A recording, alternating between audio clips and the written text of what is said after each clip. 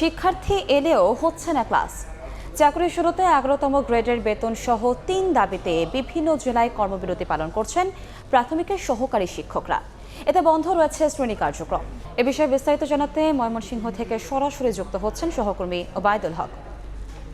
11তম গ্রেডের বেতন নির্ধারণ সহ 3 দফা দাবিতে যে সরকারি প্রাথমিক বিদ্যালয়ের সহকারী শিক্ষকদের যে পূর্ণ দিবস কর্মবিরতি সেটি কিন্তু ময়মনসিংহ চলছে। ময়মনসিংহে 2000-এর বেশি সরকারি প্রাথমিক বিদ্যালয়ে কিন্তু এই কর্মবিরতি পালন করছেন সরকারি প্রাথমিক বিদ্যালয়ের সহকারী শিক্ষকরা।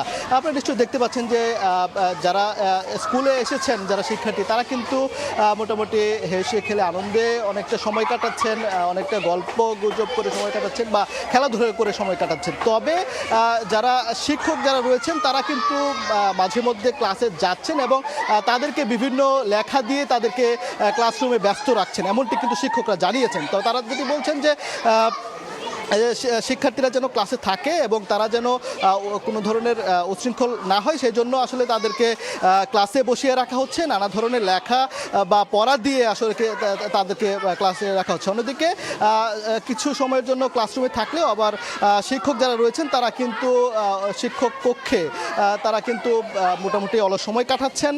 তারা যেটি বলছেন যে তারা ইতিপূর্বে 1 ঘন্টা 2 ঘন্টা অর্ধ দিবস এরকম নানা ধরনের কর্মসূচি তারা দিয়েছেন।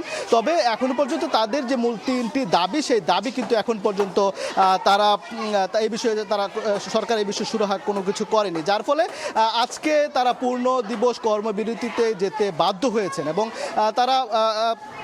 তারা যেটি বলছেন